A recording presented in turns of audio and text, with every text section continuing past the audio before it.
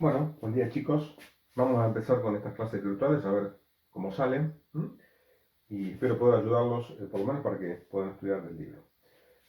Como ya les dije, el libro que vamos a seguir, en este caso vamos a seguir bastante estrictamente por este tema de la dificultad que tenemos todos, es el Siersemanski. ¿Sí?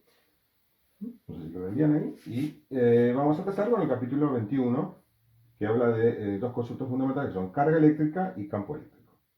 Voy a tratar de seguir más o menos el libro y darles los problemas y todo, indicándole exactamente lo que ocurre, digamos, el parágrafo del libro. Bueno, ¿cómo empezamos con esta historia? Física 2 trata básicamente de lo que es el electromagnetismo. ¿Qué es el electromagnetismo? Son, digamos, dos ramas de la ciencia que comenzaron hace muchos años, en la época de los griegos, una llamada electricidad y otra llamada magnetismo, distintas. Las dos, digamos, marcharon por caminos bastante separados hasta aproximadamente 1820, donde se hicieron descubrimientos entre 1820 y 1830, uno por Ørsted, un danés, y otro por Faraday, un inglés, que establecieron la vinculación entre la electricidad y el magnetismo. Eso dio origen a lo que se llamó a partir de ese momento electromagnetismo, porque son dos fenómenos, como vamos a ir viendo, inseparables uno de otro. Y esto avanzó rápidamente a partir de ese momento, de 1830 hasta 1860, donde un escocés llamado James Maxwell estableció cuatro ecuaciones. Algunas de ellas ya existían, como vamos a ir viendo. Él las resumió en cuatro ecuaciones básicas, que son las cuatro ecuaciones del electromagnetismo o las cuatro ecuaciones de Maxwell, como se suele llamar. Por otro lado, también existía la óptica desde la época de Newton. Se había estudiado el tema, pero también marchaba por otro camino diferente. La óptica se pensaba que era otra cosa, y entonces, en 1860, justamente con los descubrimientos de Maxwell, Maxwell postula la existencia, la posible existencia de una onda electromagnética, una propagación electromagnética, y descubre, digamos, que la velocidad de esa supuesta onda electromagnética era exactamente igual a la velocidad de luz, que se había medido de otra manera, nada que ver con el electromagnetismo, se había medido por otros métodos. Por lo tanto, ahí se dilucida, en 1860 aproximadamente, el famoso problema de qué tipo de onda era la luz. A partir de ese momento, entonces, estamos todos de acuerdo que la luz es un tipo de onda electromagnética. Entonces se incorpora la óptica al electromagnetismo, y bueno, ahí a partir de 1860 comienzan muchísimos estudios más, digamos, que terminan todos nuestros días, con el uso permanente y cada vez más avanzado de las ondas electromagnéticas, pero nosotros acabamos nuestro estudio alrededor de esa época, en 1860, en nuestra materia, ¿no? En física 2, en 1860 con las ecuaciones de Maxwell y con la ecuación llamada de onda electromagnética. Ese va a ser nuestro final del curso. Lamentablemente todos los demás temas, a partir de 1860, que son muy interesantes, corresponden a tópicos de física moderna, que no se dan, como ustedes saben. Y bueno, pero saben que a lo mejor después de esto daremos a lo mejor un curso de física moderna, como ya hemos dado en dos oportunidades. Así que bueno, arrancamos entonces con el estudio de la electricidad y el magnetismo. Vamos a empezar primero, por supuesto, como se suele hacer, por la electricidad. Y en un mes más o menos, o un poquito más, empezamos a estudiar el magnetismo, y hacia fines del cuatrimestre ya empezaremos a estudiar entonces el electromagnetismo. Bien, dicho esto,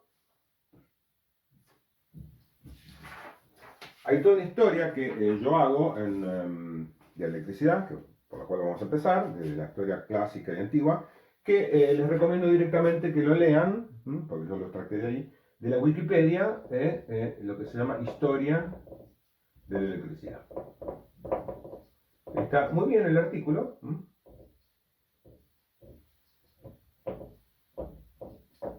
No hace falta que lo lean todos porque es bastante largo. Yo les recomiendo que lo lean. Tienen punto 1, 2, 3, hasta el punto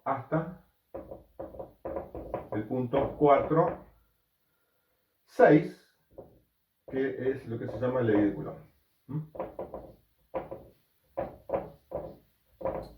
Entonces lo pueden leer, es todo texto.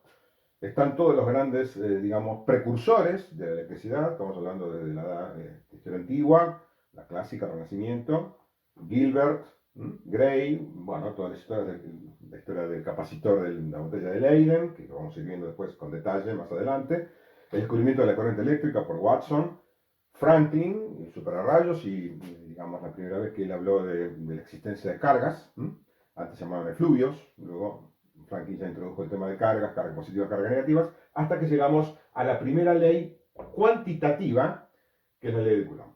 Todo lo demás fueron leyes cualitativas. Todo lo anterior a Coulomb, leyes cualitativas, donde explicaban los fenómenos, pero sin demasiada rigurosidad matemática.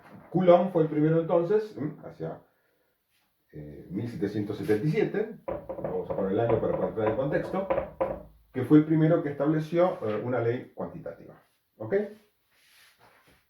Hagamos un resumen entonces antes de esto, de lo que es previo a Coulomb, que va a ser el tema de la próxima clase. Entonces, en esta clase introductoria vamos a introducir el concepto entonces de carga. Todo esto que ustedes pueden leer en los libros y que en la vida diaria ya lo tenemos, la experiencia de la descarga estática. Por ejemplo, uno va en un auto, de repente, bajo ciertas condiciones de tiempo, humedad, temperatura, baja del auto, toca el auto y le da una descarga eléctrica. Pueden hacer la experiencia que está en el libro, que yo la hago en clase. Cortan papelitos de papel, agarran un peine, se peinan y van a ver que el papelito es atraído por el peine con una fuerza misteriosa, ¿no? Una fuerza anti-G, ¿ven? Porque lo puedo levantar. Todos esos experimentos, la descarga de un rayo, por ejemplo, también que estudió Franklin, todos esos experimentos son de origen eléctrico.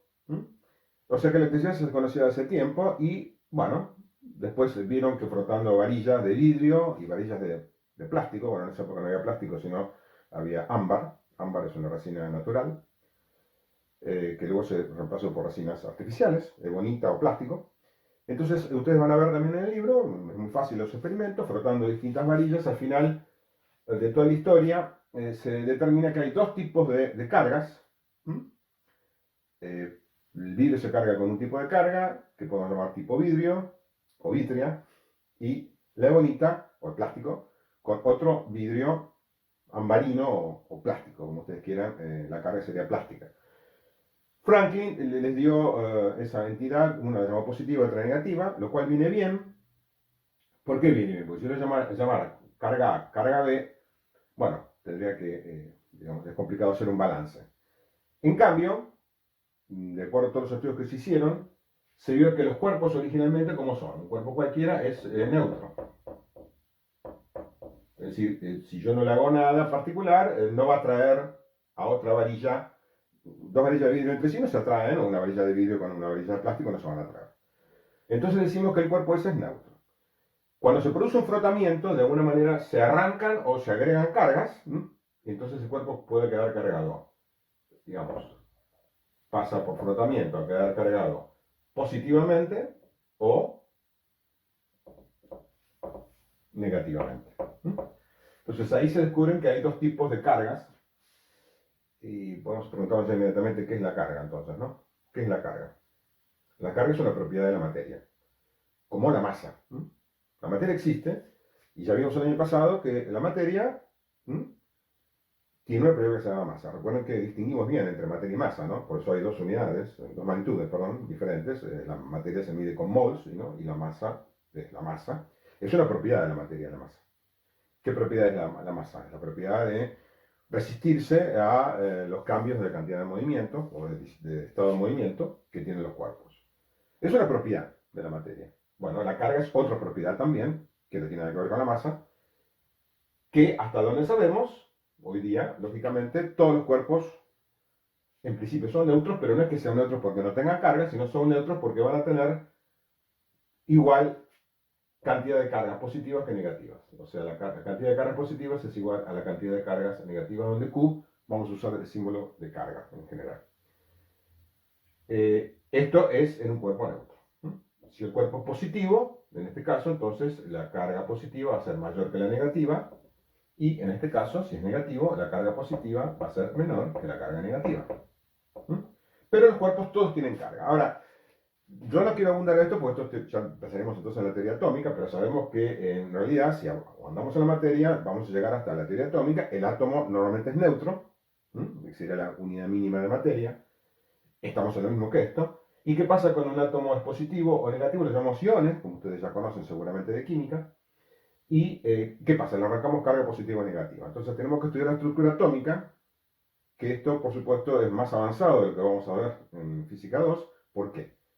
Porque el átomo internamente tiene, por supuesto, lo que se llaman partículas subatómicas, que básicamente son tres, hay muchas más, por supuesto, pero básicamente son tres, que son el electrón, que se descubrió en 1895 aproximadamente, fíjense, 1895, el protón, que lo postuló Rutherford hacia 1908, y posteriormente el neutrón en 1930 aproximadamente. Por lo tanto, todos los estudios que se hicieron de electricidad antes de 1895, aunque se sabía que existían las cargas, no se sabía qué era exactamente, o por lo menos qué partícula era la que estaba cargada. Todos esos temas lo podemos ver en el curso de física moderna que pueden hacer. Es decir, los temas así específicos de cómo se descubrió el electrón, cómo se descubrió el protón, cómo se descubrió el neutrón. ¿Qué decimos entonces? Que si el átomo está formado por protones, electrones y neutrones, y los electrones y protones están cargados, uno positivo y otro negativo, como ustedes ya saben, la única partícula que en principio no estaría cargada sería el neutrón, ¿no? A partir de ahí los átomos están formados por cargas, por lo tanto, no puede decir que toda la materia tiene carga, evidentemente, ¿no? No quiero entrar en detalles, el libro un poco lo menciona también, pero podemos avanzar un poco. Ustedes saben cómo es mi gusto a veces de explicarle todas las cosas y no dejar nada en el tintero, ¿no? Modernamente se entiende que hay cargas que son, digamos, fraccionarias de la carga básica, porque tengo que definir acá entonces que la carga menor, la mínima carga posible, ¿cuál sería?